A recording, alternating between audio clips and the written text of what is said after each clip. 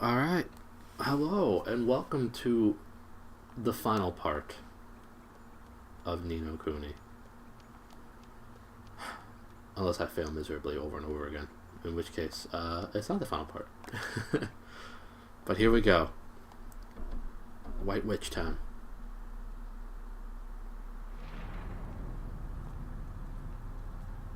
Jeepers. You are late, Oliver. I know that feeling. So you're... Behold the overseers of the world's fate. The Zodiac. Sup? Sup? Sup? So you shared a soul with the Dark Jinn. I sure did. Know then that this world made him what he was. His despair was born of its rank imperfection. I gave him the chance to bring this world to an end. He failed. But I shall not. And yet you would have us believe that this is a world worth saving. I should very much like to hear you argue that case. Come. Tell us what the world is. About 350. Come, let us hear what you have to say.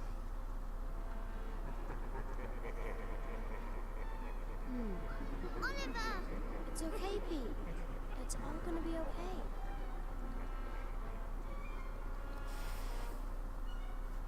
This world is full of people doing their best to live their lives. It's their world, and I won't let you destroy it. Those are bold words for a brat like you to utter. This is the child the prophecies speak of. But Gabby's have a betrayers for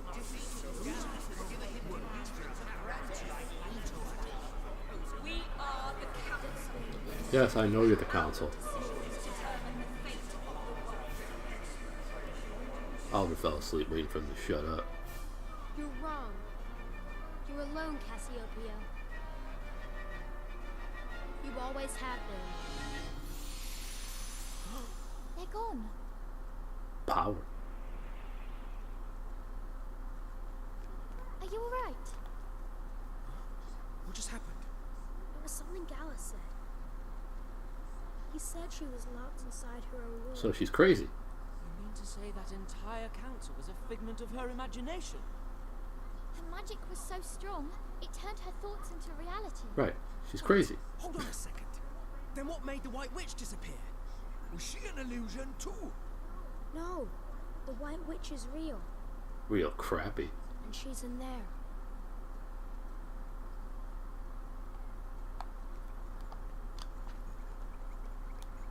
Loop-de-loo.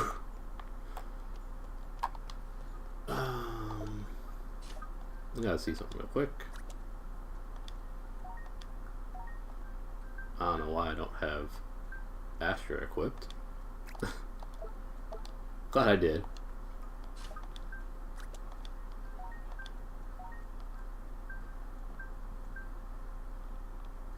Yeah. Let's up that magic attack.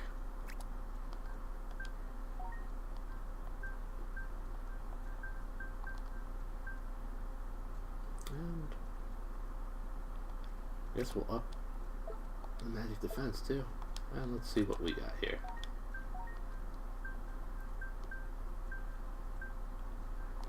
Well, you don't do a lot of magic attacks. You don't do a lot of anything, do you?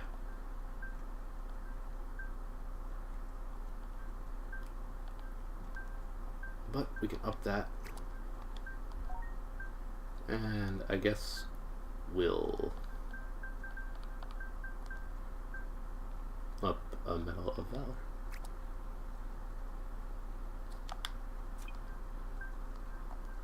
Alright. That's a good one to have.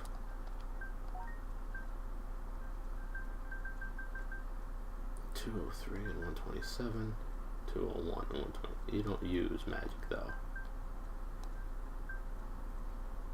So how about that? Alright, let's do this thing, guys. Let's fight.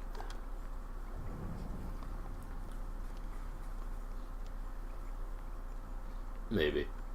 If we get there in time. Oh gosh. And I ran into a wall. Well, pillar. Whatever. So this is a White Witch's house, eh? Bit posh, ain't it? Good place for Final Showdown, though. Proper epic. Yeah, I guess. I just wish we didn't have to fight. But we can't let Cassiopeia destroy the world again. Maybe we can still save her.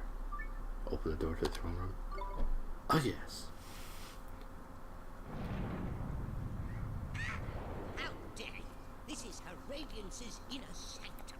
Did you not hear me? Be gone from here. Apis. That is enough, as you have no doubt deduced. We did it. We beat Apis. This was but another phantom created by my memory. Oh. Yes, another illusion. How long has it been, P? How long since? Cassiopeia! Why? Why do you have to destroy the world? Because it is imperfect. Imperfect like the human heart. Long ago, my own was consumed by the blackest despair. But then I discovered I love that game. on the furthest shores of solitude. I found true strength. Strength enough to remake the world. But you didn't have to flipping go and use it, did you? He's right. You're not the only person in the world. She is when she destroys The world everybody might else. not be exactly how you want it, but that's no reason to just get rid of everyone. You can't do that. It's wrong. It's wrong. It's wrong. The world is mine to remake as I see fit. And Cassiopeia. none shall define my The will. White Witch. Weak-hearted humans, I condemn you to suffer forever. Well, that sounds so pleasant. Can't you just kill us? Savior of this doomed world must die. Bootsy, start this off for us, please.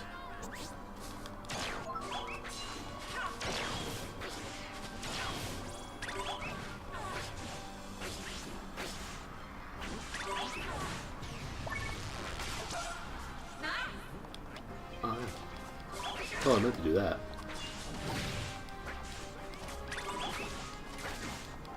We'll just hit him high, hit him high, hit him high, and then also hit her low, hit her low, hit her low. Flippin' heck, I can feel the White Witch's power from over here, man. Make sure you dodge her spells on the boy or block them, or something. I don't think I blocked him time.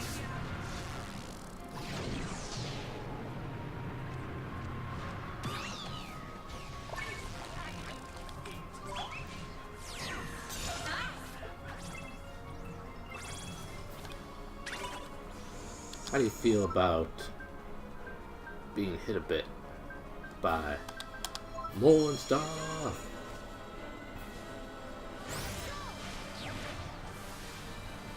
That's nice. Nope. Defense. We'll Mornstar you again. We don't care. It seemed to work pretty well. Nice. No, can't hit me. Yeah, yeah. Yeah, yeah. Uh-oh. Let's see who it hits. Oh. Well, you have dark magic protecting you, so why don't we hit you with some Mornstar?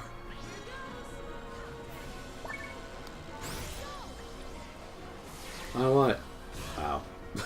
I didn't want it. Nope. We'll do a little bit of healing touch for my...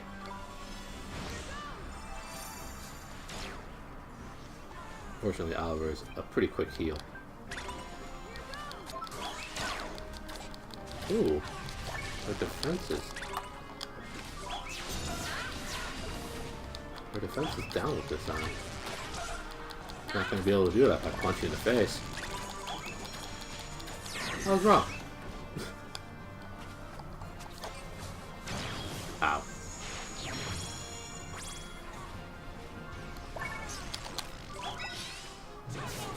We're not gonna be hit by Fallen Star again. Not full blown. I won't anyway.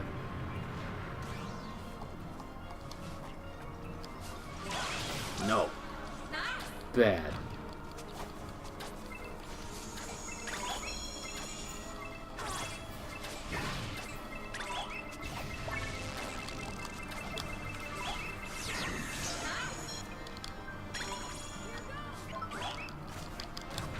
Down she goes.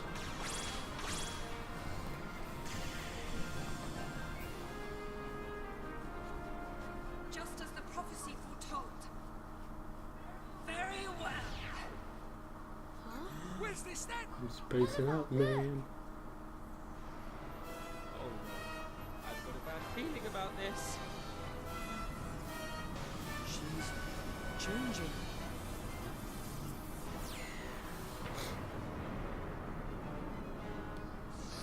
Of course, Paul. Cassiopeia, you can't destroy the world. I won't let you. Cassiopeia, monster of mana. Hope I have my health and my MP back.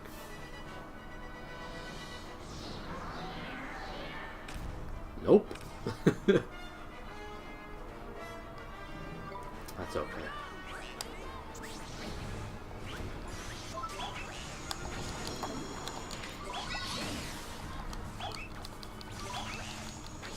Okay, well, you're still susceptible to physical attacks. So that's good.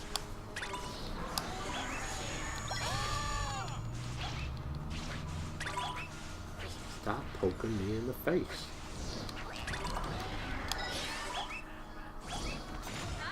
Nice blocking, everybody. No. Bad kitty.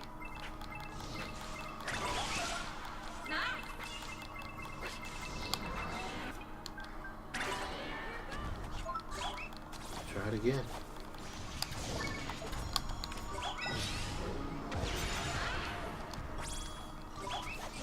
Stop it. It's gonna keep attacking you.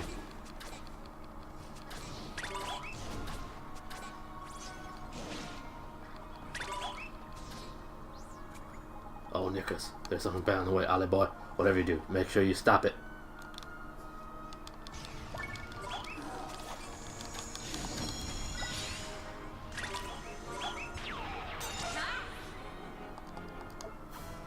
Well, you know, I thought that'd be a lot worse. Oh, I'm so far away.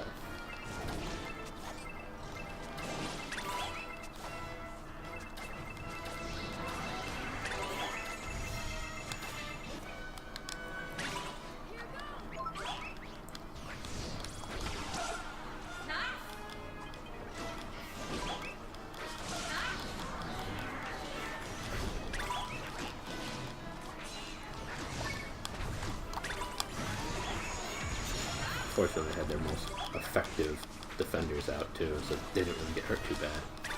Which works out great for me.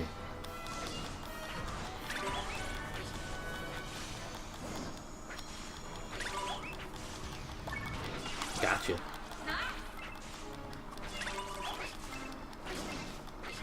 Couldn't let you attack forever.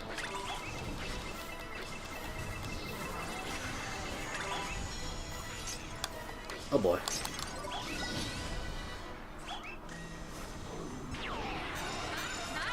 Okay.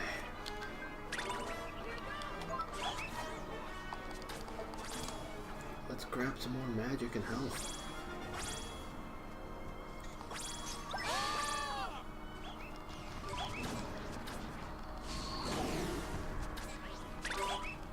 Attack you from the back, it's fine. Don't turn around. I'm just gonna hit you.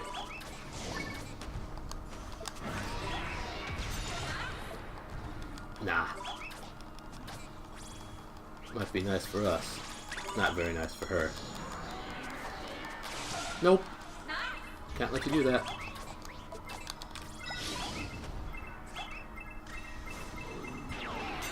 Esther, do you ever block? I mean, honestly, even when I tell you to.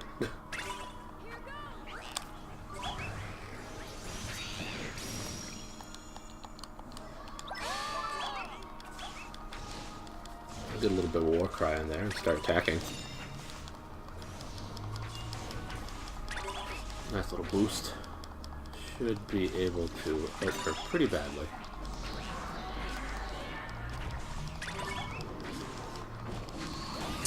I was hoping to stop her attack again, but that's okay. We don't need anything special. We just need to beat her.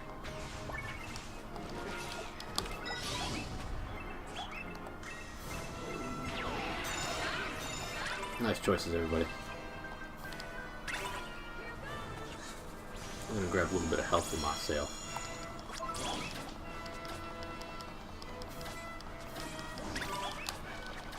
Come on, Cassiopeia, what you doing? Didn't hit. didn't hit the block button like I wanted.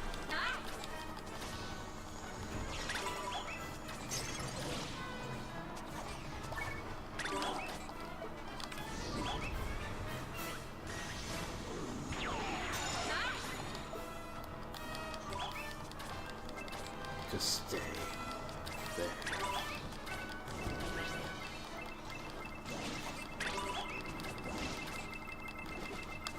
Okay. Got her down.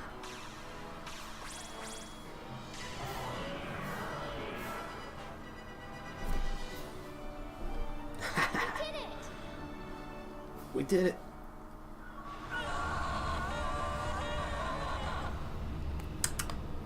No match for me. No! Because I punched you a lot. This world is imperfect. Must be destroyed so that a new one may begin. No! You can't just tear it up and start over. It may not be perfect, but nothing is. So you make the best of what you've got. When things go wrong, you have to try and make them right. And you have to keep on trying, no matter how hard it gets. That's what life is all about.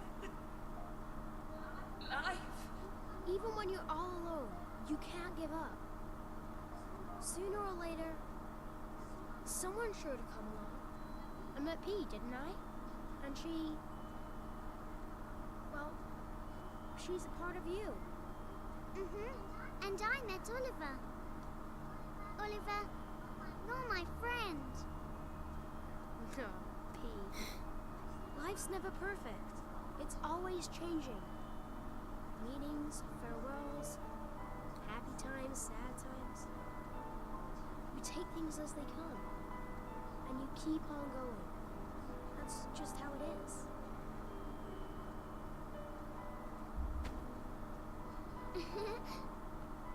You're so kind, Oliver. But Oliver, don't be angry with Cassiopeia.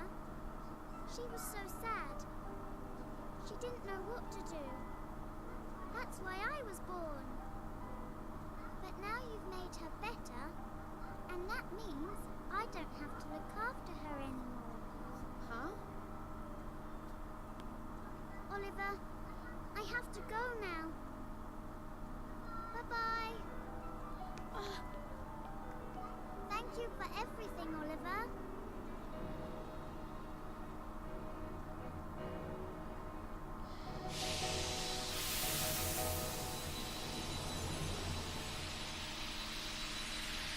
Come back, Cassiopeia. This must be... The real Cassiopeia. Cassiopeia. Pleased to make your acquaintance. I am Queen Cassiopeia. As I was long ago. I will be forever in your debt. You have restored me to my true self. I heard your words, and now I can begin to live again. Thank you, Oliver.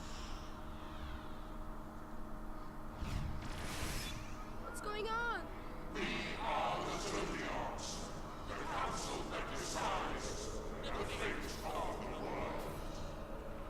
The Zodiacs? But didn't you just imagine them? No, this has nothing to do with me. Can they have become real?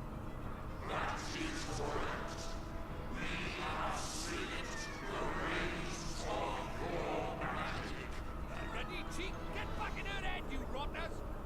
Is this a declaration of independence? This is all my fault. Run from here. No way! We're staying right here. You don't have to do this alone. We can defeat the Zodiacs together. The Zodiac, the concept of corruption.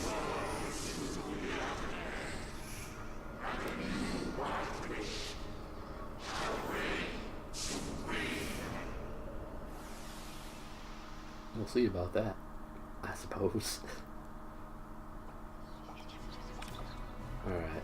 There are a lot of satellites, so the best thing to do is... Nice. Put them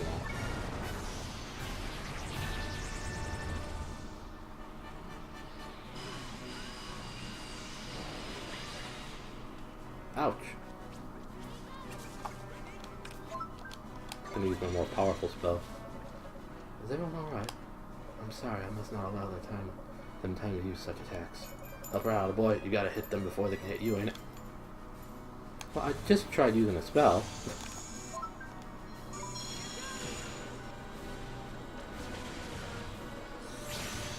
Esther, my most powerful spell.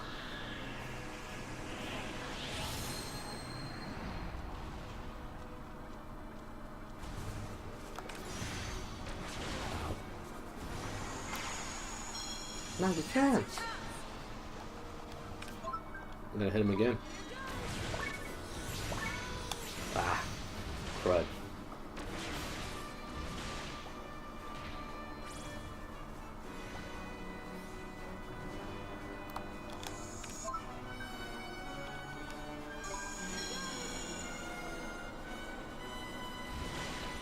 Esther again. I gotta take out these stupid things that...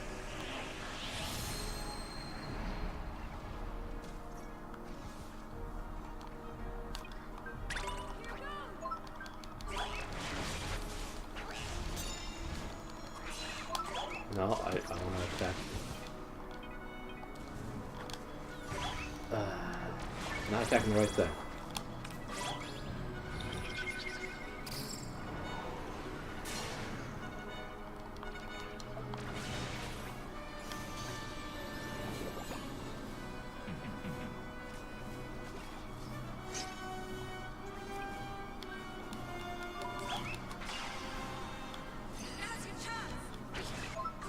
It is my chance. Let's do this thing.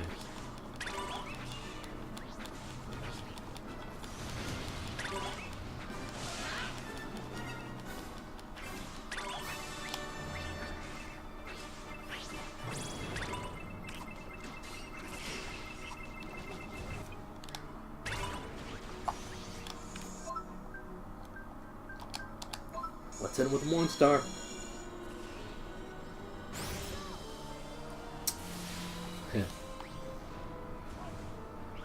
I feel good. I feel good about my chances.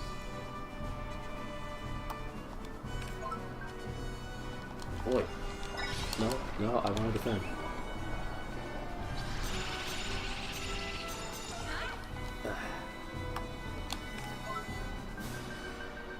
We are going to use...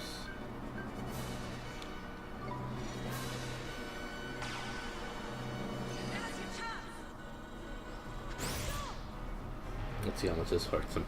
420 for the light attack. 320. 342 for the dark.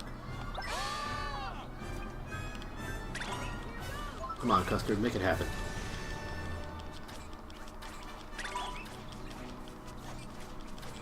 No problems here.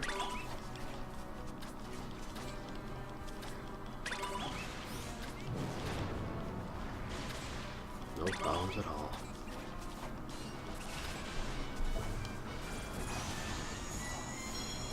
Oh crap, you brought some more satellites into play.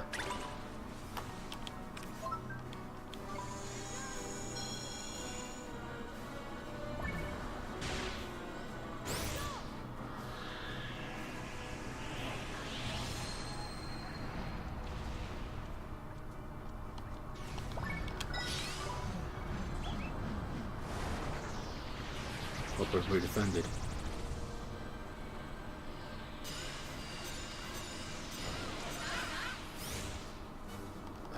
Okay. We're still good.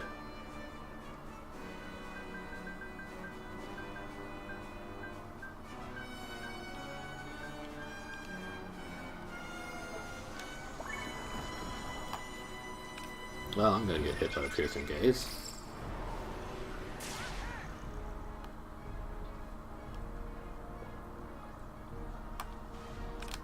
provisions. I want an espresso for me.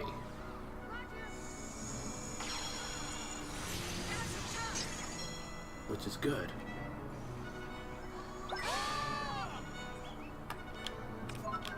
We're hitting with Astra again, hoping they don't get to me in time. Ah.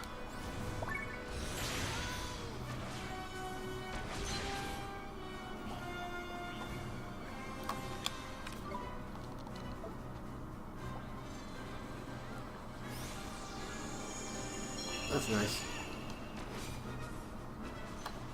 Alright, now we're using Astra again. Now the focus is away from me.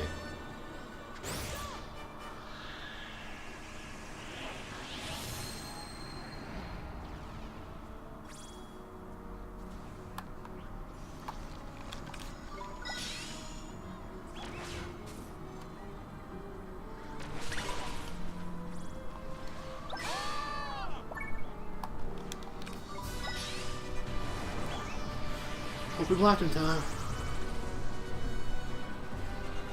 Esther seems to be just running around. Ugh. Dang it, I couldn't stop the piercing gaze.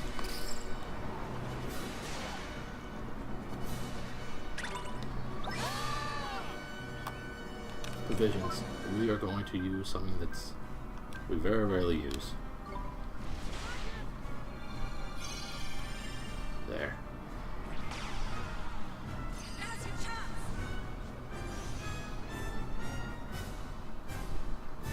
Stay away from me.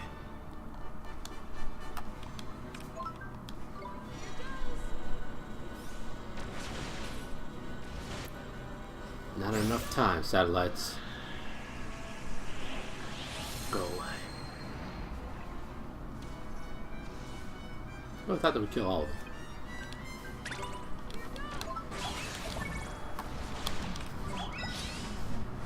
Using chaos so much.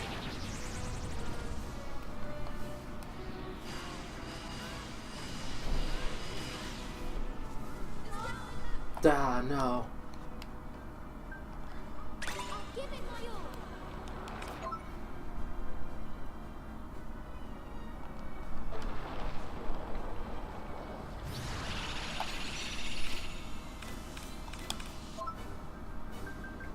Unbelievably, Esther was the only one that survived.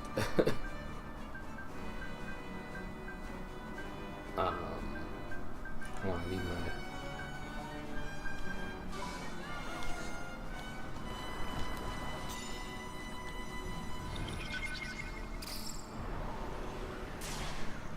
Can I switch over to Ali like I want to now?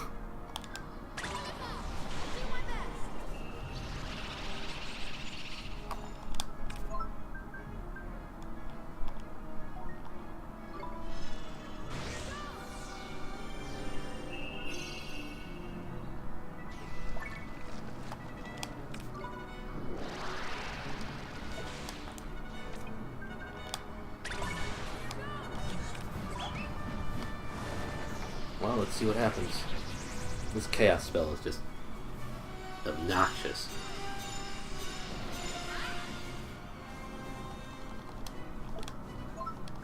I want this thing dead.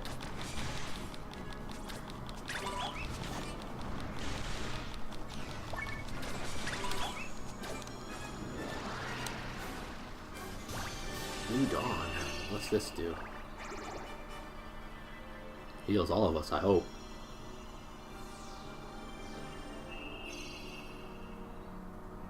Lovely.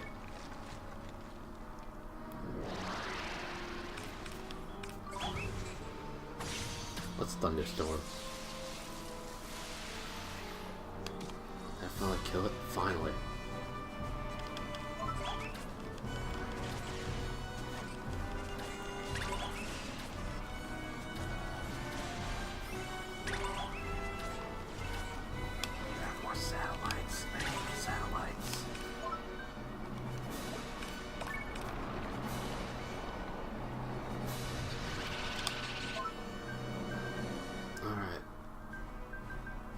I need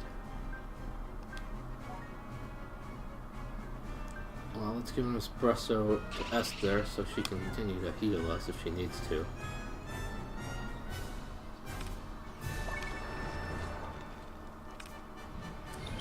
Piercing gaze, I think, just causes you to miss more often. Provisions. Let's give her a cappuccino. Oh, this lowers everything about me. Well, no reason to hold back now.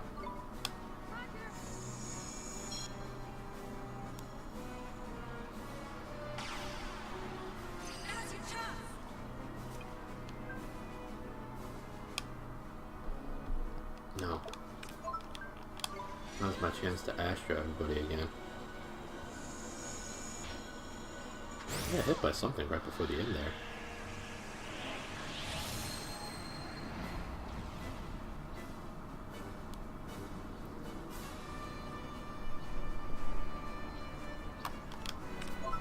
Ah, they're too close.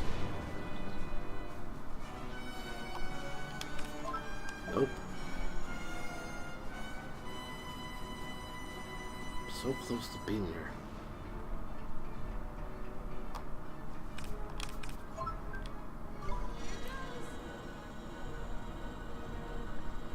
Not in time.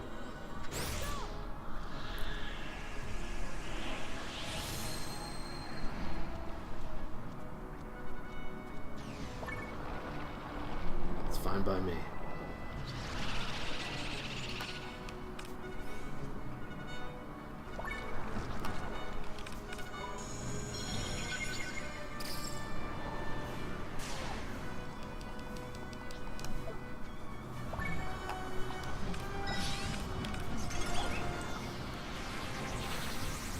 I might lose here.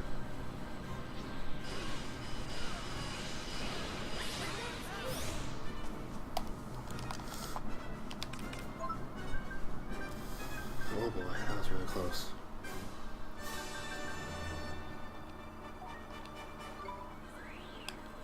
Thanks, Mr. Drippy.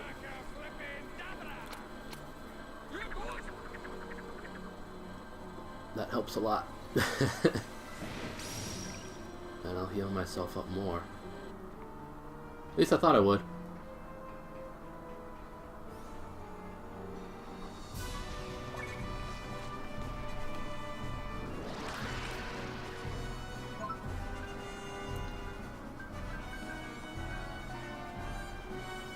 I don't know if she's using that on me or... Good, it's on herself. Now we need Swaine to come back.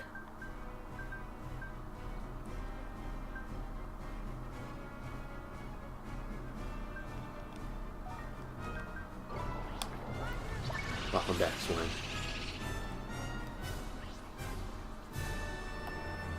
Come on. Come on.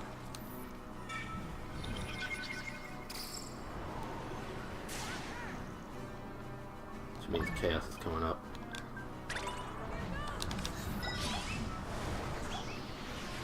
I defended in time.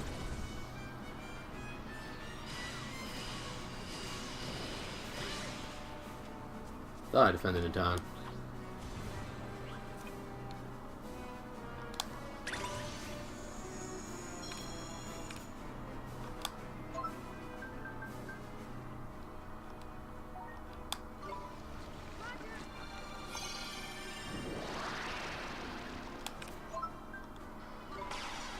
Let's do this. This should kill off the satellites, possibly even her too, or it. See ya. We did it. Couple close calls there. But we made it happen. We weren't gonna lose again. We did it!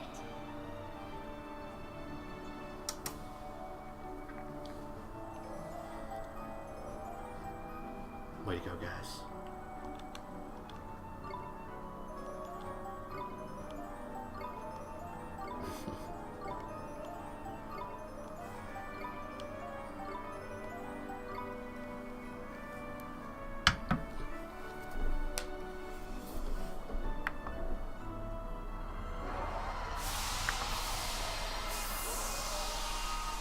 That was a lot closer than I thought it would be. Thanks to you, I feel the urge to live again stirring in my heart. You have given me hope. The strength to overcome sadness. Your cape's not as cool anymore. It's time for a fresh start, Your Majesty. She's not wrong. Give the world a try and keep your chin up, alright? Yes, and let the past stay in the past. Too right. That's what her old man would have wanted, innit? Indeed. But first, I must make amends to the people of this world for all that I have done. Of course, but take things one step at a time. I will. And my first step shall be flowers. Flowers? Yes, I shall fill this palace with their beauty. I want to see smiling faces. Me too.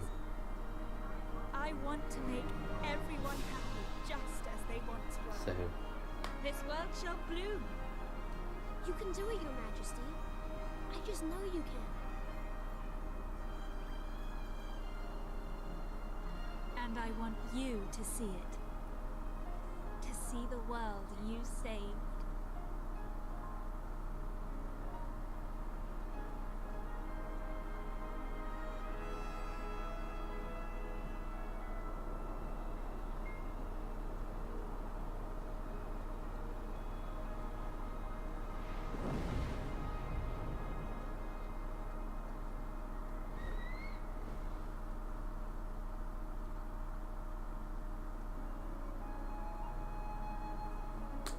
Well, that's it. Thank you so much for joining me through this grand adventure known as Ni no Kuni.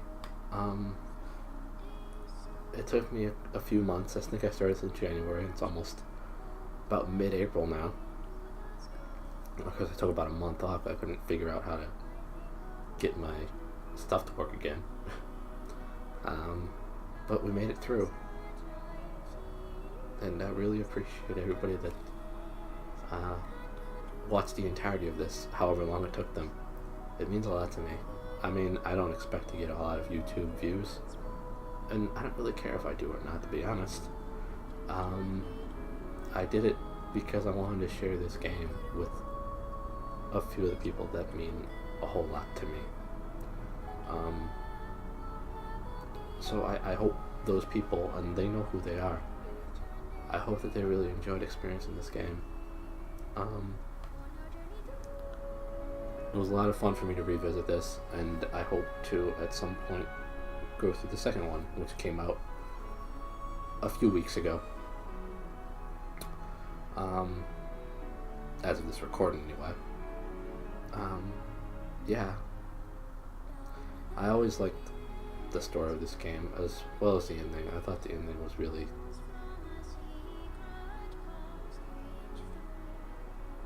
powerful in its own way. And yeah, I just think it's a great game.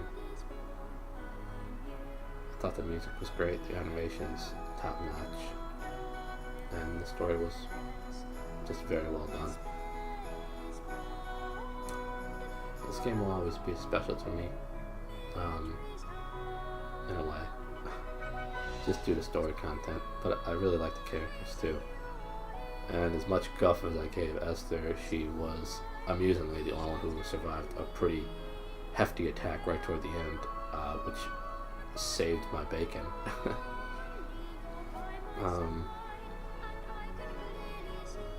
Yeah.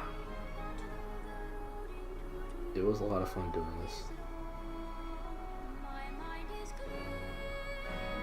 I apologize if I started any stories that I just did not remember to finish. I don't think I did. If I did, oopsie doopsie.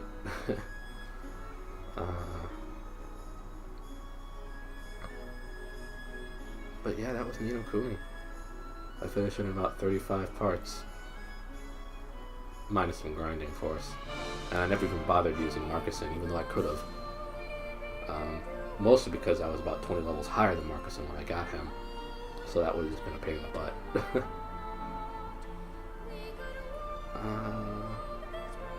Yeah.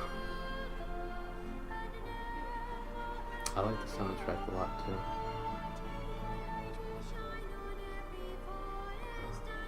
I probably grinded too much, but maybe I grinded just the right amount because I barely survived the final battle there.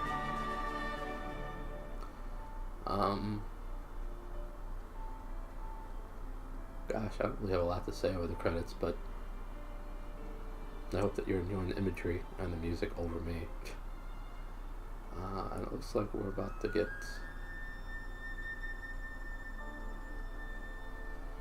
thanks, level 5. You do a great job.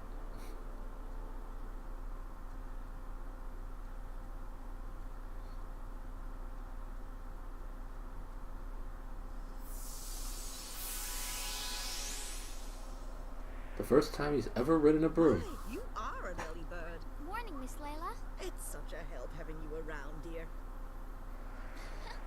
I love my job. So you take this piston and you connect it here. All right. I'm gonna crack it this time. See if I don't. Who are you talking to?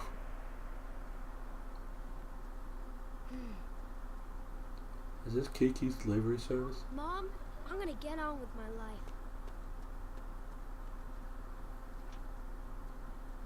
Good idea. And I know you'll always be watching over me. Good idea, Oliver. That's it. We did it. We saw the ending of the game. Thank you so much, everybody, for joining me. Hope you enjoyed. Oh, I guess I should look at the Wizard's Companion. I said I would. I hadn't done it yet, so maybe we'll do that.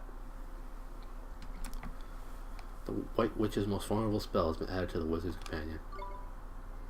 You receive the page describing the next spell. You receive the page describing the Ashes of Resurrection spell, a spell that would come in very handy if you can now make a completed game save. Learning a completed game save will take you to the point just before the final battle of White Witch. A range of post-completion features will be available for you to enjoy. Yes, sure. Why not?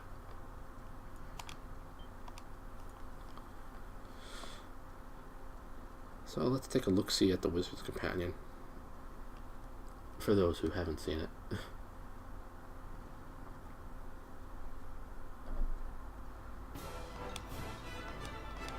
We did it. We did it.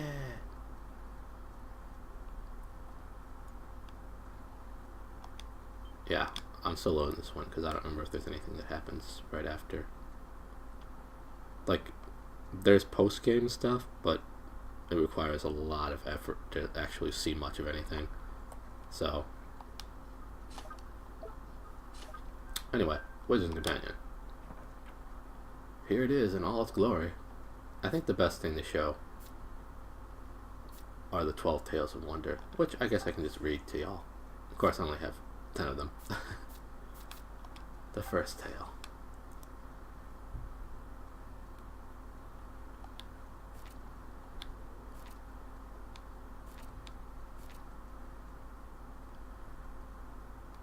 In a certain country there lived a prince named ToW, who was sharp of mind but weak of spirit. His father was a brave king, strong, wise, and loved by his subjects, but the noble example he set served only to weaken ToW's spirit. On one occasion, his father told him thus: "Soon, my boy, it shall be time for me to retire, upon which thou shalt become king." While the announcement delighted the prince, it filled him also with terrible dread, for he did not have the spirit required to ascend to the throne. In his vexation, he wandered the castle, lost in thought, whereupon he encountered a fearsome-looking lion. The prince tried to flee, but the lion caught him easily in his paw, lifted him to his gaping mouth, and swallowed him whole. At first, the prince thought he was doomed, but at length he began to consider his position. "At least I no longer have to become king," thought the prince. After taking a deep breath, he said to the lion, "Mighty lion, I am the prince of this country, and the day after tomorrow I was due to become king. Since thou hast now swallowed me, however, thou must now become king instead." "King, eh?" replied the lion. "I shan't complain about that." Thereupon, the prince led the lion back to the palace. The courtiers were shocked to see the lion enter the palace, but the prince pleaded with them inside his stomach, and the lion was accepted as king. The lion proved to have quite an aptitude for royal duties. Whensoever there was a dispute in his kingdom, the lion would simply growl at the quarrelers. "Stop complaining, or I shall eat you alive." Whensoever a bridge was swept away by a flood, the lion would simply use his paws to rip down a tree and lay it across the river. Regarding taxation and legal matters, the lion was utterly ignorant. But whensoever such a problem arose, Prince ToW would speak to him from inside his stomach and provide him with a sound solution. 2 dragons. After some time, news reached the king that 2 dragons were ravaging the eastern and western edges of his kingdom. The people were terrified and looked to the king to deliver them from the terrible evil, upon which the king announced that he should go and smite the dragons himself. But even the fearsome lion stood no chance of defeating 2 such terrible dragons. "My dear stomach troller," said he then, "what in the wide world shall I do now?" Prince ToW considered the lion's question, and at length provided him with a suitable scheme. The lion headed east to the part of the kingdom that was being ravaged by the large dragon, and roared in its ugly face. "Dragon, I shall soon slay thee. I fear thee not, for no matter how large thou art, thou shalt never devour me." "Oh-ho!" scoffed the dragon, "we shall see about that." Upon which he ate the lion whole. From inside the dragon's stomach, the lion said, "Dragon, thou art now the king of this land. It is therefore thy royal duty to defeat the dragon ravaging the western part of the kingdom." At first the dragon paid him no heed, but when the dragon witnessed the humans around him bowing in deference, as Prince ToW had requested him to beforehand, he decided to do his royal duty, whereupon he went to the western mountains and slew the other dragon. Once the other dragon had been slain, the lion commenced to scratching the inside of the dragon's stomach. "Ow, it hurts," cried the dragon, rolling on the floor in agony. "Have mercy, I beseech thee." To which the lion said, I can imagine Riddy fighting like this. "If thou wouldst not feel this pain, thou must promise never again to hurt the people of this kingdom." "Oh, very well, I promise," cried the dragon in reply. But the dragon was a cunning beast, and Prince ToW knew that he would break his promise the moment the lion was out of his stomach. He therefore had the lion take out the babbling berry that he told him to bring with him and place it inside the dragon. The berry was known to make noises that sounded like someone muttering to himself. With the babbling berry in his stomach, the dragon shan't notice when the lion escapes, thought Prince ToW. Later that night, when the dragon was sleeping, the lion crept out of his gaping mouth and set off back to the palace. The dragon left the king and his subjects alone forevermore. The kingdom had been in peace for 10 years, and the lion said to Prince ToW, "Stomach dweller, is the time thou earnest hence from in there. I would have thee take my place on the throne. Prince ToW was shocked, and replied in a quivering tone, "I fear not that I do not have the spirit to become king." "But thy judgments over the past 10 years have invariably been wise," said the lion. "That is as may be, but I am a coward," replied Prince ToW. "It was only because I was protected by a great strong lion that I could act so decisively." Yet the lion paid no heed. With an almighty sneeze, he ejected Prince ToW from his stomach. It had been 10 years since Prince ToW had seen the wide world outside, and he could not believe his eyes. The lion's mane was now full white, and his face was covered in wrinkles. Shut up inside the lion's stomach, Prince ToW had been quite unaware of any of this. "As thou canst see with thine own eyes," said the lion, "I have grown old. 10 years hast thou resided in my stomach, and yet not once did thou scratch me or cause me any pain, as I did myself to the dragon, though thou couldst have done that at any time. The courtiers and the subjects of the kingdom did not accept me because I am strong. They accepted me because I am given them my all, by which I mean thou hast given them thine. Thou art the true king of this country. Thou lackest not the spirit, I assure thee." In like manner, everyone at the palace beseeched Prince ToW to become their king. "Prince ToW, everyone is humbly grateful for everything thou hast done. Our country needeth just such a king as thee." Upon hearing these words, Prince ToW felt his courage swell up in him. As a king, Prince ToW gave still more of himself to the country, and despite the fact that its lion had retired, he continued to live alongside the king in the palace. Though many countries are ruled by animals these days, in ancient times all kings were human. Indeed, the magnificent lion about whom you just read was the first ever animal to be acknowledged as a king, and the world has never been the same since. The second tale, The Squirrel and the Bramble. Pertains to the forest. Once upon a time, the whole world was lush and green and covered in countless forests. In the mild days of spring, children would play in their clearings, making necklaces from wildflowers, while in summer they would shelter from the sun under the ancient trees, and in autumn, of course, they would pick and eat their juicy fruits. Indeed, forests have always been important to youngsters, being carefree places in which to play with gay abandon. But what do you know of the forest guardians? Every forest has one. They are believed to be godlike creatures that protect the woods they inhabit, as well as all the creatures that dwell within. But how do the guardians come into existence? No human knows for certain, of course, but it's believed they are somehow selected from amongst the creatures that live in the forest. Naturally, since the guardian is responsible for protecting all the forest inhabitants, the biggest, strongest creature in the forest is usually the one selected. There has, however, been one notable exception, as related in this well-known fable. A proclamation from the deities of the forest. A forest, luxuriant with leaves, was home to a gently flowing river and a spring that produced fresh water, and all the beasts lived there in amity, from tiny insects to creatures as big as 2 men. One day the deities of the forest made a proclamation. The time has come for you to choose your guardian. From the forest did not have a guardian at the time. As soon as the message was received, a controversy prevailed among the beasts of the forest, with each one claiming that they would make the best guardian. These sharp fangs will frighten away any enemy, growled the black wolf. These huge claws will shred impostors to pieces, roared the gray bear. And so it continued, with every large forest animal boasting his own case, from the stag with his great antlers to the white catfish who dwelt in the spring.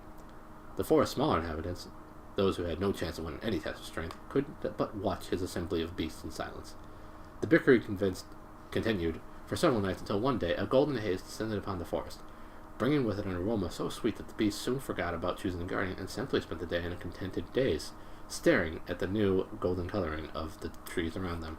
The very next day, however, crimson saplings sprouted from some of the trees and quickly grew into a large tangle of red bramble. From the golden haze, the beast had so enjoyed was in fact a cloud of evil-disposed spores. By the time any of them noticed, however, the bramble had covered the entire forest.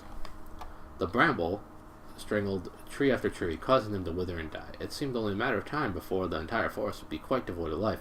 Thus the wise owl said, "Somewhere in this forest is the tree which the spores first took root. The tree is the source of the terrible bramble. Cut off its source and the entire thicket will wilt." Desperate to save their forest, the black wolf and the gray bear resolved to find the tree that the wise owl had mentioned. However, the bramble had grown so thick and so dense that their great bodies simply would not pass through it. It was time for the smaller forest creature to come to the fore, the ones who abstained while the other beasts had bickered and boasted about who was strongest. And so the mottled snake slithered through the bramble, moving deep into the forest in search of the tree where first the spores took root. "Alas, the bramble wraps the tree completely," hissed the snake.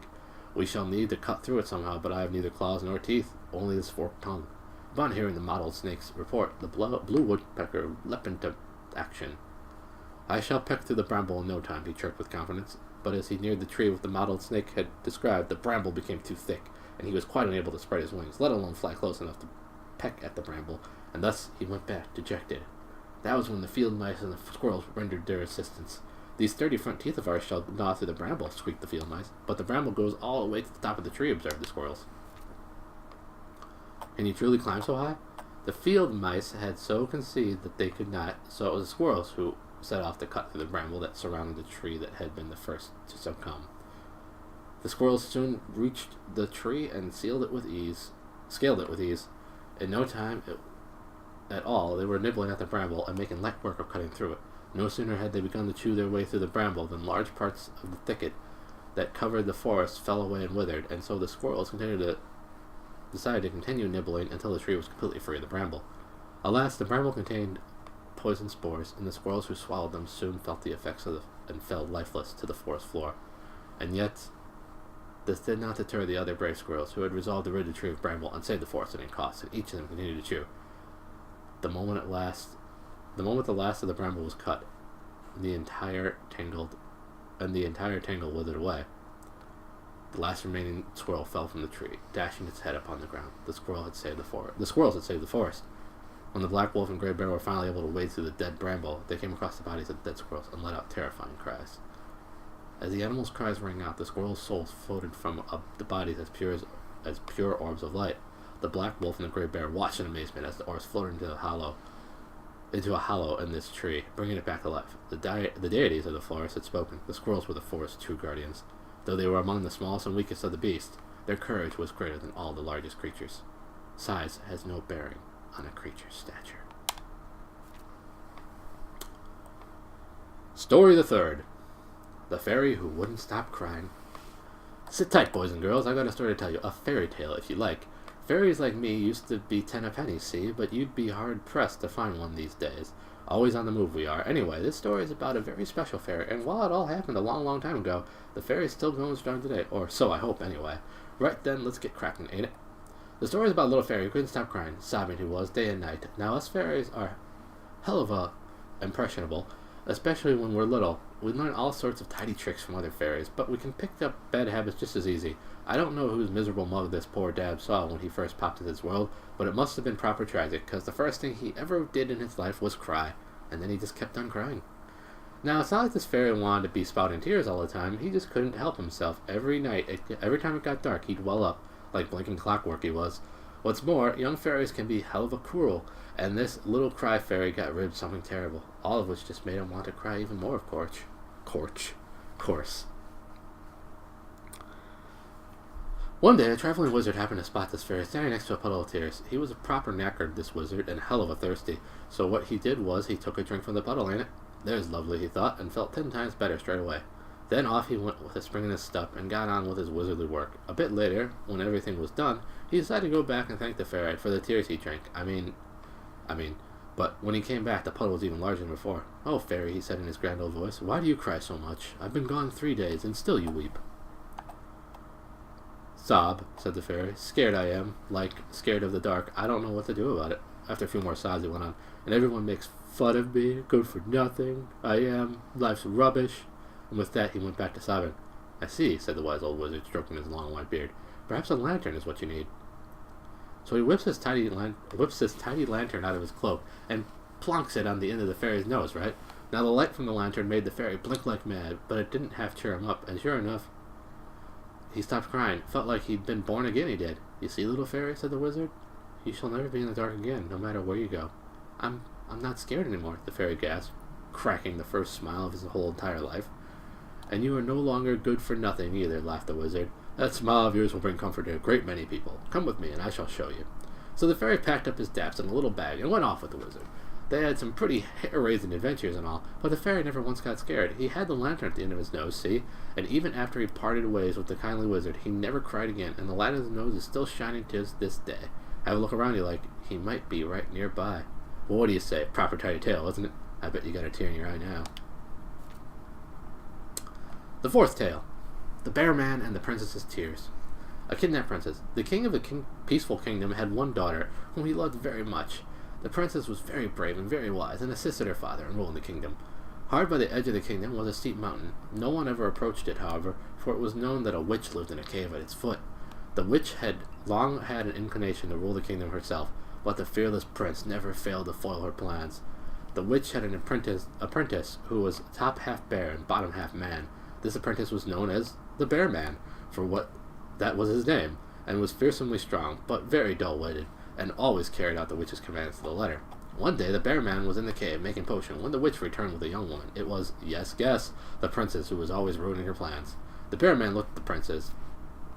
Ooh, I can select parts? That's cool. The Bear Man looked at the princess and was twice shocked. Firstly, at how wondrous fair she was, and secondly, at the sight of her hands and feet, which the witch had turned to wood using magic. "Look after the princess," the witch commanded the Bear Man. "Do not let her hungry or shed a single tear, else there shall be trouble." The Bear Man immediately went to fetch some fruits and preserves from the larder. Since the princess's hands had been turned to wood, the Bear Man tried to put fruit in her mouth directly, but the princess turned away from him and looked instead at the witch. "What will you do with me?"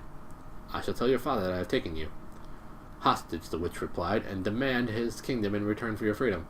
"That would be a waste of time," retorted the princess. "Father's always telling me not to believe anything witches say. He will not trust you, even if I am in mortal danger." "Silence!" shrieked the witch, and with a wave of her hand cursed the princess, who became quite unable to speak. The witch had stolen her voice. The next day, the witch went to the palace to negotiate with the king, and it left the Bear Man to provide for their royal hostage. The Bear Man liked looking at the princess. He felt sorry for her with her wooden limbs and stolen voice, and tried his very best to take good care of her. The Bear Man was in fact very kind, you see, and despised doing evil things. He was happy knowing that the witch would not scold him for being kind to the princess. After all, it was the witch herself who commanded him to look after her. But while the princess did not shed a single tear, neither did she smile as much as once. The Bear Man used the finest ingredients to cook dishes that he hoped would make the princess happy.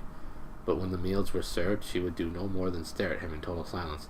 Now the Bear Man knew the princess would only smile when her hands and legs were free again, and she had regained her voice. But the Bear Man could not lift the curses himself, and he knew that the witch would never do it. All he could do was continue to cook fine meals for the princess. Several days passed, and still the king would not listen to the witch's demands, just as the princess had foretold. This did nothing for the witch's mood, of course, and one morning when the bear man was bringing food to the princess as usual, the witch shouted at him, "Why are you wasting such good food on her? Anything will do, as long as it stops her from crying." "But I thought the princess would be happier if she could eat fine foods, mistress." "Who told you to make her happy?" With that, the witch snatched up her wand, and with a flick of her wrist, rendered the princess stony deaf. She then proceeded to tell the bear man a secret. "There is a reason why I told you to stop her from crying. If she says but a single tear, all of her curses will be lifted at once." The bear man now realized that the witch had not wanted him to be kind to the princess or to look after her. She had simply wanted him to stop her from crying. He now knew what he had to do to make the princess happy once more. The next time the witch left the cave, the bear man put his paws around the princess's rosy neck and started twisting. Yet she still did not cry. The bear man felt he had no choice but to strike her. He was strong, and poor princess was unbalanced on her wooden legs. She fell to the ground violently. "Now cry, I beseech you, cry, and all your curses will be lifted." The deaf princess lay on the ground, clearly in pain. Yet she did not cry.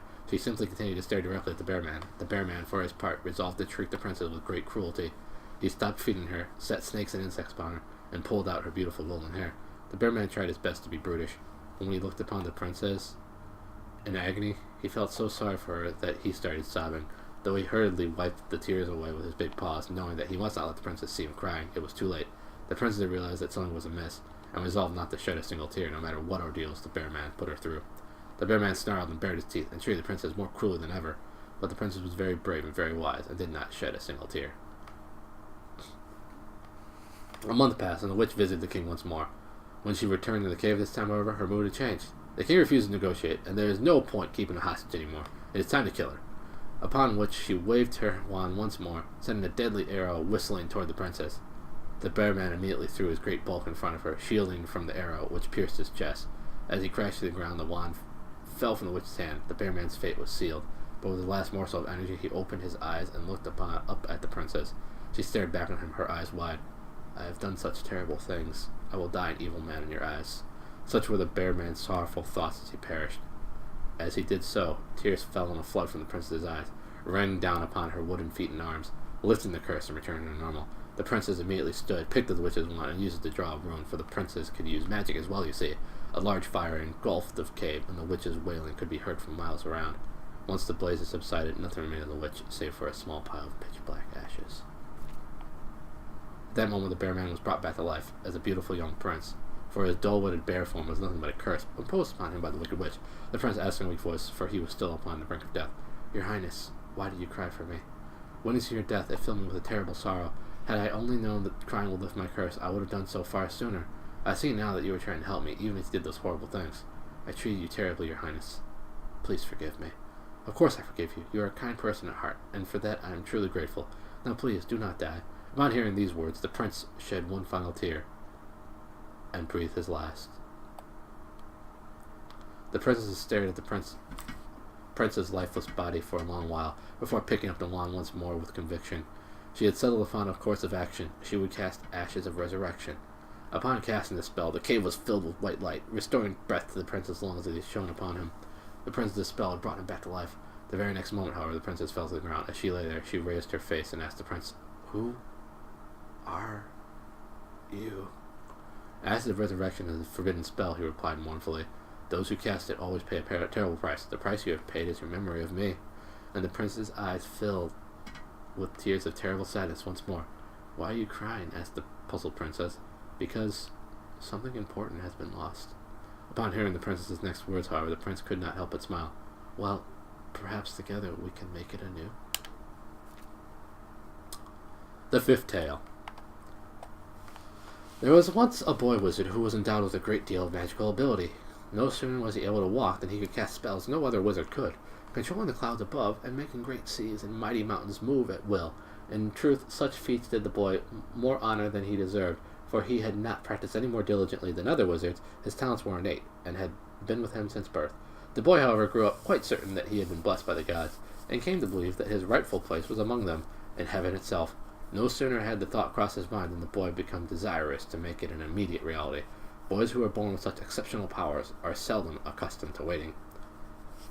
The boy made for Jabbar al-Dukan, the highest mountain in all the world, and climbed to its summit, reasoning that the gods would hear him more clearly if he were close to the heavens. Gods, I beseech you to listen. I am the most powerful wizard in the world. Verily, no man alive is my equal, and thus I believe that my place is in heaven with you.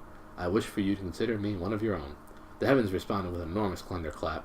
The boy wizard's insolence had roused the passion of the gods. The thunder was followed by a bolt of lightning aimed directly at the boy. But the boy was ready. With a simple wave of the wand, he swatted the lightning away. Do you see, he cried to the gods with glee, do you see how powerful I am? At length, a voice responded from the heavens. Boy, if you truly believe yourself to be as powerful as a god, then you may prove it by taking this trial. Overcome it, and your wish shall be granted. The boy leaped with great joy upon hearing these words, believing as he did that no trial was beyond his powers. Suddenly, however, everything became quite dark. The boy had no idea where he was. Indeed, his hand could not be seen in front of his face. The voice spoke once more. Boy, this is a world of darkness. Your task is to tolerate it for 8 days. So it is simply a matter of waiting, thought the boy, relieved.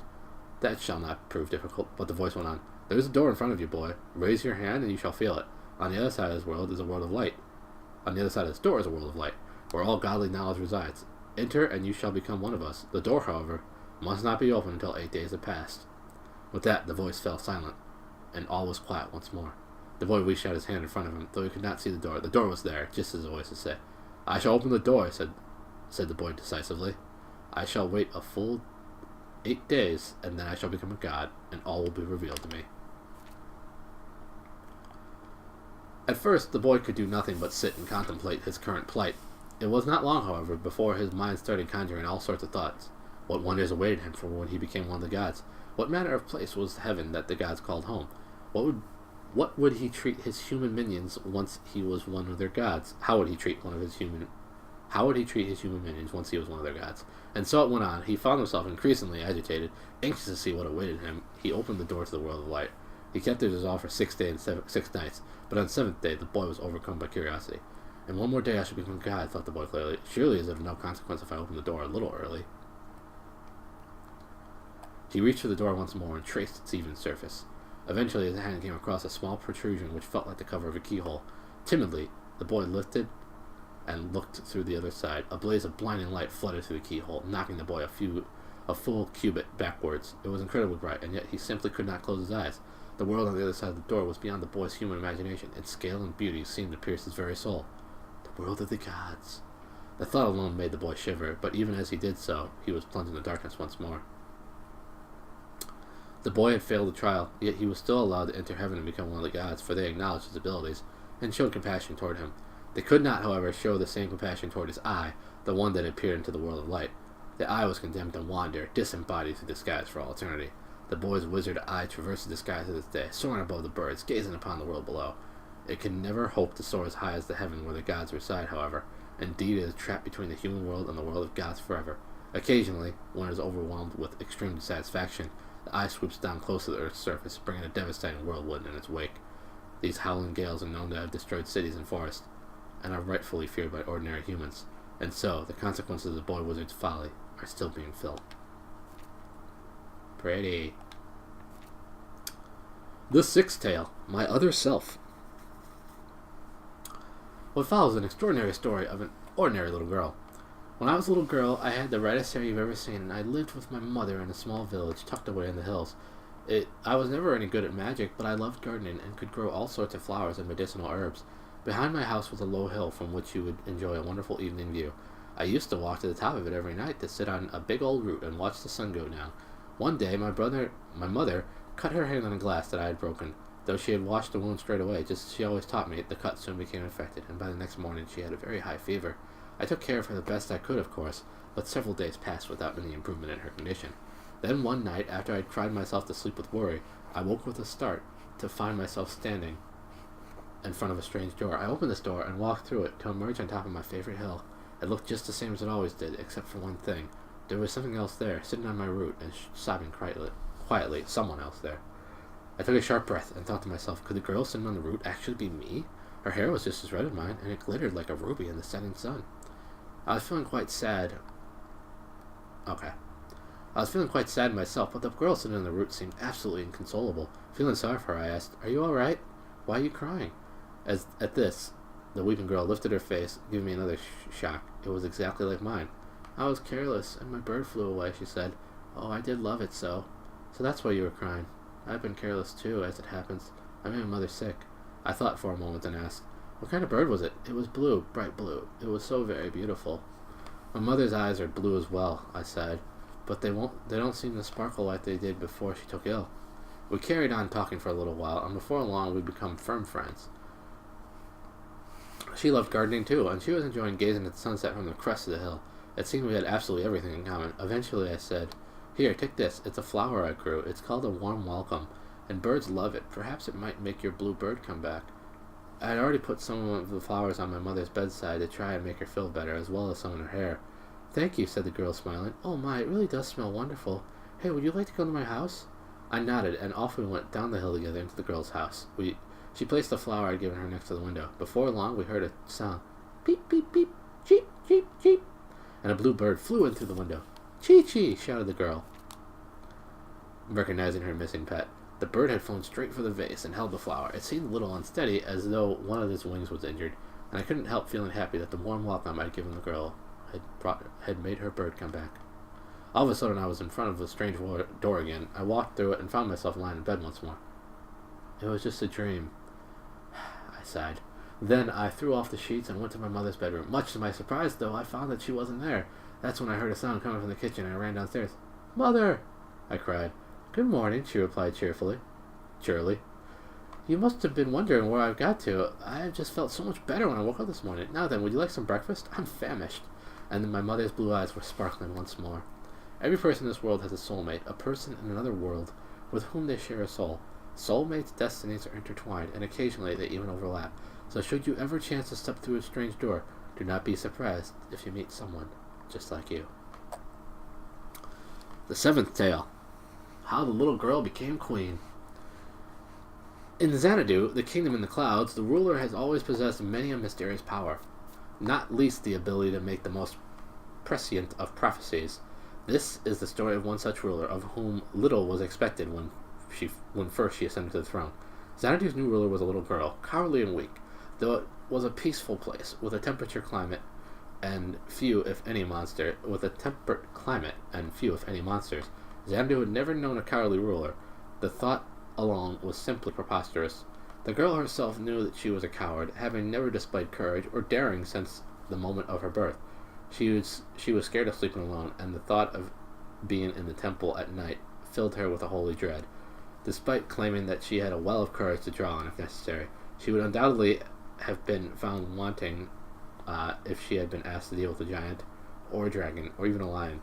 Life surrounded by adults was lonely and dull for the little girl. She had no friends and became very sullen. As a result, everyone assumed that she was humble and wise, for most of those who rise to rule over Xanadu are powerful sorceresses, and prone to self-importance. Though baseless, the myth of the little girl's wisdom meant that her reign was very peaceful, with none of the tensions or infighting that marred the reigns of her predecessors. She had not ruled for long, however, when it became apparent that a dragon had taken up residence near Xanadu in a great cavern, measureless to man. Alas, this was no ordinary dragon. Indeed, it was said to be as large as a castle, utterly evil, and endowed with a tail twice 5 miles long. Such sinister rumors grew, as sinister rumors always do, and by the time they had reached the palace, they had the courtiers in a state of some excitement. After such frantic discussion, a conclusion was reached. Their ruler, the little girl, must be sent to deal with the dragon. Though she was still young, everyone believed her both wise and brave, and it was concluded that her age was of no significance. Thus, having no choice but to fulfill the duty assigned to her, the little girl set off to the dragon's cavern. The waning moon cast scarcely any light in the dismal cavern, and big wet drops fell onto the little girl's head as she made her way through the darkness, nervously clutching her wand. Though she quivered with fear, she knew that she had little choice but to push on. She was the ruler of Xanadu, after all, and the rulers must show courage, however frightened they may be. Having pushed deep into the cavern, the girl finally encountered the dragon. It was not as big as she'd feared, but it would still have ordinarily been more than a match for a little girl like her. The dragon, however, was injured. One of his wings was broken, and he was unable to fly. Indeed, he had no way at all of avoiding the little girl's spells. It seemed the tables had turned in her favor. Just then the dragon turned to her and said, "You came alone? I suppose you knew I was injured. I shall surely perish soon. All you need to do is wait, and your duty shall be fulfilled." But the little girl took out her wand and proceeded to draw a rune. The spell she cast began to heal the dragon's wounds. Being so young, It took a long time for the healing magic to work, but her concentration never wavered. Heal me? And I could come after you and eat you. Are you sure that's about what you're doing? The little girl thought for a moment before replying politely. I should not like to be eaten, yet I do not see why you should die. Perhaps we could reach an agreement instead. I will heal your wing if you swear to spare this kingdom. The dragon made no reply and simply gazed at the girl with flashing eyes. Once his wing had been fully healed, the dragon picked up the little girl and placed her on his broad back, strode out of the cavern. Then, flexing his newly healed wing, he carried the girl to the summit of a tall mountain. As the dragon reached the top of the mountain, it seemed to grow in front of the girl's eyes. At last, it began to resemble the castle-sized dragon that the courtiers of Xanadu had mentioned. Indeed, it began to look as though it could eat a castle twice over. This is my true self, declared the dragon. Now you may be weak, but you are both courageous and kind. My original intent was to eat every one of your subjects, but I have decided to honor our bargain and spare this kingdom. The dragon's kind words touched the little girl deeply, and the two of them became great friends. Then the dragon shrank back to the smaller size and put the girl on his back again, and together they made for Xanadu. When they reached the city, however, the dragon grew big once more. When the little girl explained what had happened to her courtiers, they realized not only was she wise and brave, but she was also very kind. From that moment on, she was no longer referred to as the little girl. She had become the queen of the heavens, and she never forgot her dragon friend, and they spoke together often until the end of their days. The 8th tale. The Lazy Son. The shepherd boy, rather. Two shepherds, who were father and son, worked together in the fields. The father looked after the sheep from morning till night, constantly patrolling the pasture and looking out for wolves. The son, however, spent every day at leisure, staring into the distance and not lifting a finger to help his father. One day the father turned to his son and said with regret, I am getting old and shall soon be retiring. Though you are my only son, it has become clear to me that you have no enthusiasm for shepherding. I am starting to think that I should be better entrusting my flock to someone else. The son was quite shocked, for the flock was his only livelihood, and resolved to start assisting his father in the field, chasing sheep, thinning the grass, and so on. Also, he soon grew tired of such tasks. Alas, he soon grew tired of such tasks. At a loss as to what to do, the son supposed he should pay a visit to old Father Oak, an ancient tree in the deep dark wood, possessed of infinite wisdom on all matters. Oh, old Father Oak, is there not some manner of fruit that I can swallow to excite my enthusiasm? The son asked in vexation. I am afraid that such things do not exist, replied old Father Oak. There is, however, a fountain hidden deep within a nearby forest. Drinking of its water provides a goodly dose of energy. Excuse me. The son traveled in the direction indicated by old Father Oak until he came to a fountain and tested its cool surface with his hands. I shall take some of this water home with me, he thought, before realizing that he had no vessel in which to carry it. Alas, I must return home empty-handed, he lamented. The son was able to go back to fetch a jug when he decided to sample a mouthful of the fountain's water. Sure enough, he immediately felt the great surge of energy that old Father Oak had predicted, and used his axe to chop down a nearby tree, carving it into a pitcher that was almost as big as himself. Once the pitcher was finished, the son filled it with water from the fountain, and made for home. The vessel was very heavy, and the journey was a long one. He nearly gave up on several occasions, but every time he felt like abandoning his journey, he would stop by the wayside to take another gulp of water from his pitcher, and eventually arrive back home. I have water enough here to last a lifetime, the son thought with a sigh of relief. He was very weary, and he fell into a bed to sleep soundly till morning. The son woke up from his slumber and resolved to take another drink of water from the pitcher. Oh, how full of life I am, he exclaimed happily, and set about his duties at double the usual speed. As he did so, he resolved that no one else must be allowed to drink the precious water in the pitcher. In the days that followed, the son spent much of his time ensuring that no one went near his pitcher, yet he took care to attend to his chores while he did so, knowing that his father would otherwise be angry. Whenever a villager approached the pitcher for a drink of water, the son would interrupt his own labors and offer a cup of different water, thus preventing any of the water in his pitcher from going to waste. He was also reluctant to waste the water from the fountain on himself, and so worked hard every day without touching it. Then, one hot day, after the son had been hard at work in the fields, he realized that a terrible thing had happened. The water had evaporated in the searing heat of the sun. When the son realized that the water upon which his future depended had disappeared, he was overcome with despair and collapsed upon the grass. The sight of the son lying prone excited the villagers' concern, and they rushed to see if he was all right, for the son had gained reputation in the village for being kind and hard-working on account of all the cups of water he was wont to provide thirsty villagers. Some of the villagers gave the son a drink of water as he lay there, and he was amazed at how delicious it tasted. It was the freshest, cleanest water he ever drank, and what's more, it gave him the same surge of energy that the water from the fountain had done. His father stood next to him and said kindly, "No water on earth can compare to the first water you drink after sweating all day. Why, I should think it's a fair sight better than the water from the fountain," for the father knew that the son had visited the fountain. The son rose to his feet and smiled back at his father. You're right, father. It truly is better by far. Hard toil brings its own rewards. The ninth tale, the flute makers. In a certain kingdom, there once lived 4 brothers. Though their parents had both died, they had grown up poor, and brothers had become famous and highly regarded. The first brother was very strong. Once, when the kingdom was in need of a new lake, he had lifted a stone bigger than 3 dragons out of the ground, creating a great hollow. He then carried the stone to the top of the tallest mountain in the land, lest it prove an eyesore to anyone. The king could not contain his delight as he watched the hollow slowly filling with water. The second brother was the greatest artist in the land. He went to the top of the mountain and carved wonderful sculptures from the stone that his brother had carried there, and offered them to the king, who was rendered speechless for the first time in his life by their beauty. The third brother was known as a master craftsman. He took the sculptures that his brother had made and erected sturdy walls between them, creating a mighty castle. He even used the remaining pieces of stone to build a working clock. I looked away for a second. The king was amazed at how it always told the correct time despite being made of stone. The king now had a new castle that he believed was the most beautiful, the best defended, and the most convenient in the whole wide world. The brothers were delighted and became full of confidence, for each of them believed he was the greatest man alive. I am the one the king should thank for having such a wonderful castle, after all. I am the one who carried that stone all the way to the mountain. Thou mayest have carved the stones, and thou mayest have bound them together, but I had not brought the stone up here in the first place. Nothing of it could have been done, said the first brother. Ha! But the king would not have looked twice at the castle had I not carved those sculptures so beautifully, retorted the second brother. And yet it was I who took the sculptures and made them into a castle. What use hath a king for sculptures, pray tell, beautiful though they may be? After some time, these discussions became so fractious that the 3 brothers resolved to live apart, on the eastern, western, and southern edges of the kingdom. The youngest brother of the 4 was unlike his older brothers. He excelled at nothing, and was weak and clumsy. Though his older brothers would mock him constantly, the youngest brother was a docile sort, and did not pay much heed to such insults. He was, however, worried about the brothers living apart, and resolved to pay each of them a separate visit. A short while later, disaster befell the kingdom. A thick fog covered the entire land, blocking all sunlight for 100 days. Crops would not grow, and people became unwell.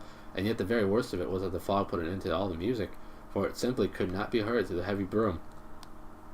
The whole kingdom adopted a silent funereal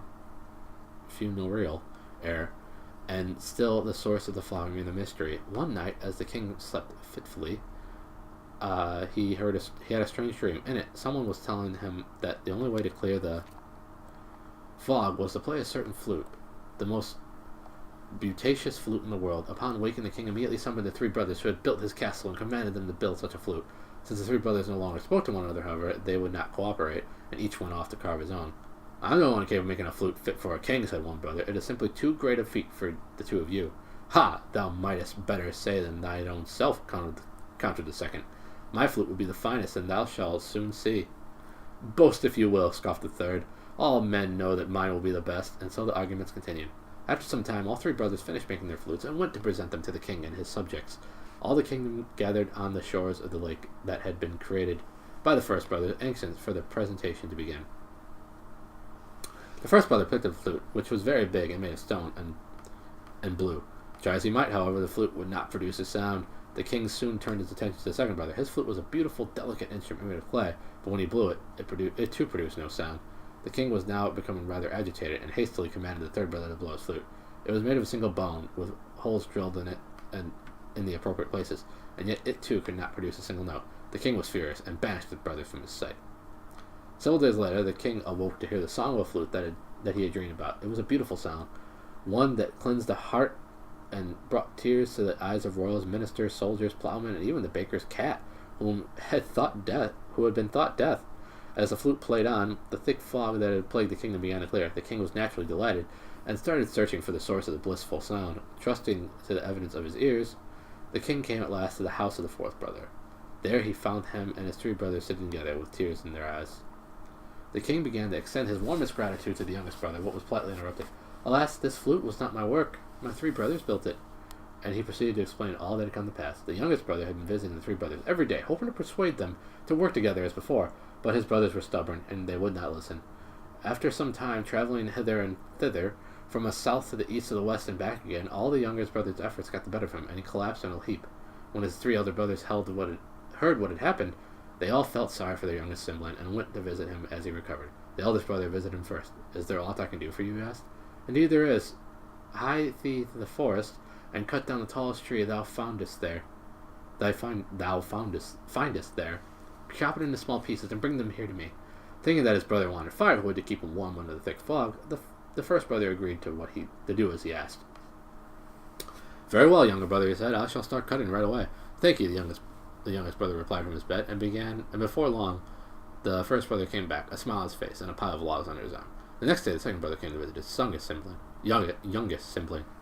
"Is there aught I can do for you?" he asked, upon which the youngest brother brought out one of the logs that the first brother had cut from. "Indeed there is. Carve with this wood something beautiful for me. Perhaps a pipe?" Thinking that his brother wanted an ornament in his room to make him feel better, the second brother agreed without the slightest hesitation. "Very well, younger brother," he said. "I shall start carving right away." "Thank you," the youngest brother replied from his bed, and before long the first brother came back, a beautiful wooden pipe under his arm. The next day,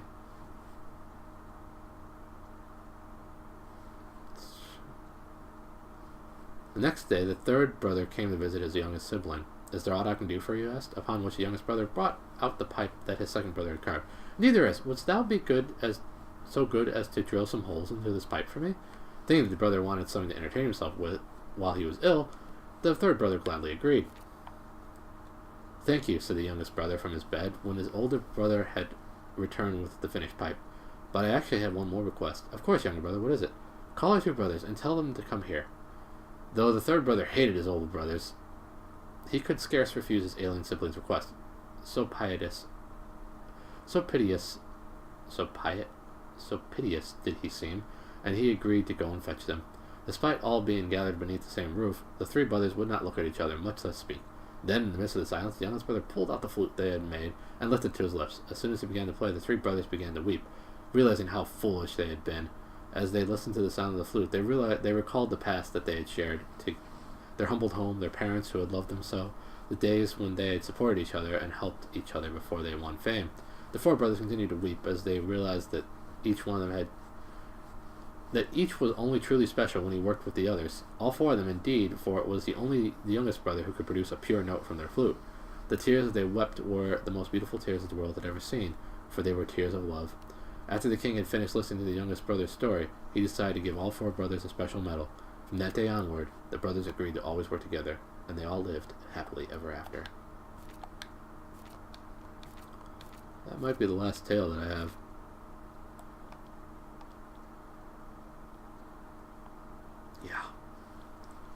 Yeah. Let me check my other save game and see if that one doesn't perhaps have one more tale from a more completed Wizard's Companion. At the very most, we'll have maybe one more, because the game's completed. Sorry this is going on longer and longer. But that's just how it goes, I guess.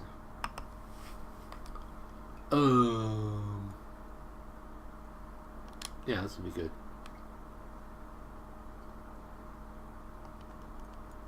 Actually, let's do this one. Nah, let's do this one.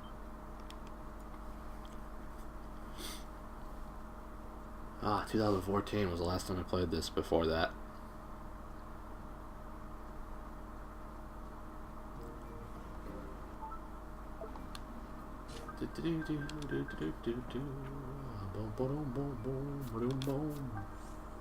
Oh, I have the 12th tale.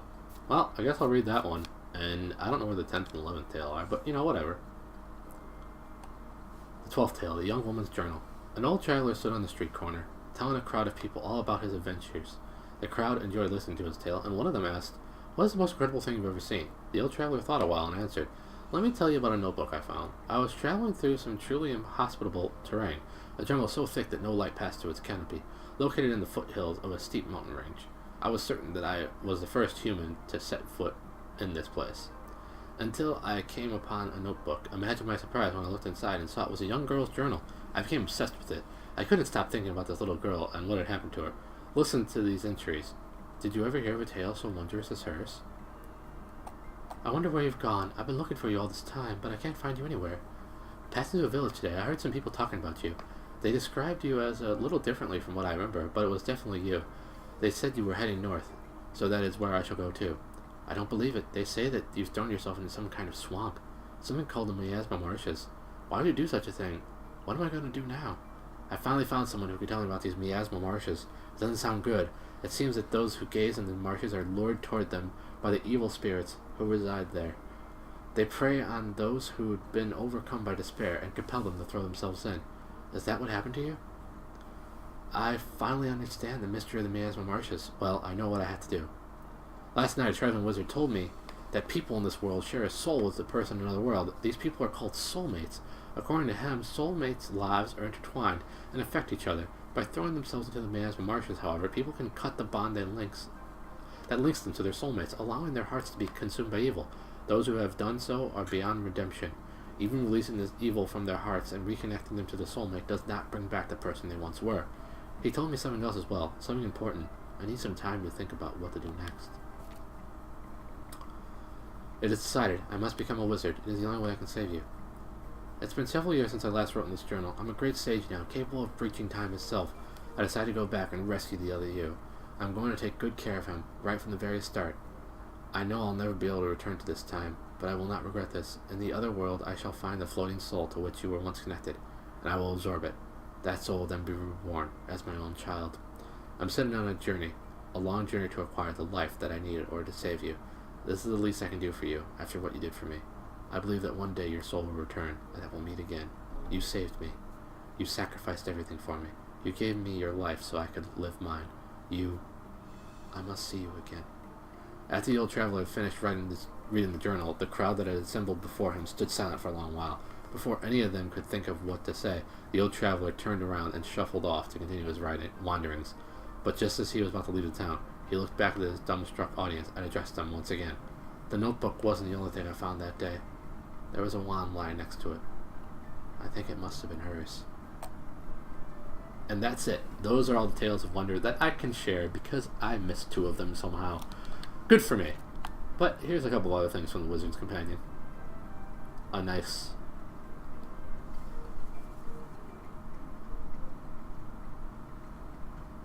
view of the world. Info about different locations, including info about King Tom.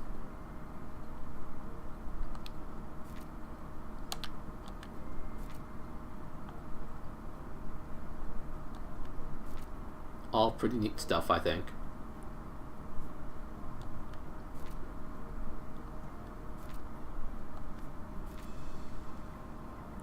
The Emperor of Hamelin.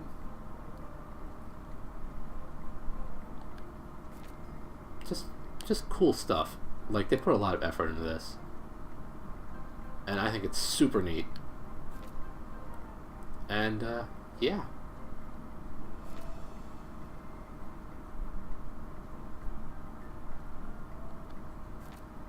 And there's the Nazcan alphabet, which you can translate some stuff into if you want to. And I'll end with this. Out of darkness comes light. Keep this boy ever at your side, wizard, and you shall one day be called a sage. Permit us to leave you with a poem, a prophecy. Heed it, and repeat not the mistakes of the past. High above the clouds, the child of white light cast the world once more into darkest night.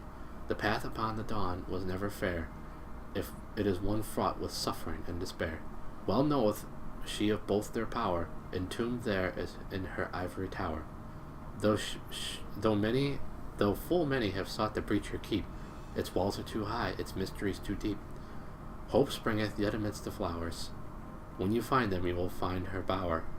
Each time you fear that you may have lost your way, hearken to the child, mark what she would say.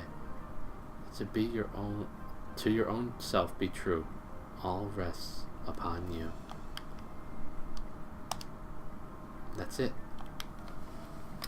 Thank you everybody for joining me for Ni no Kuni. I don't know what my next playthrough on YouTube will be. I guess we'll just wait and see. Lots of love everybody. Thank you so much for sticking with me throughout this entire thing. I'll see ya next time.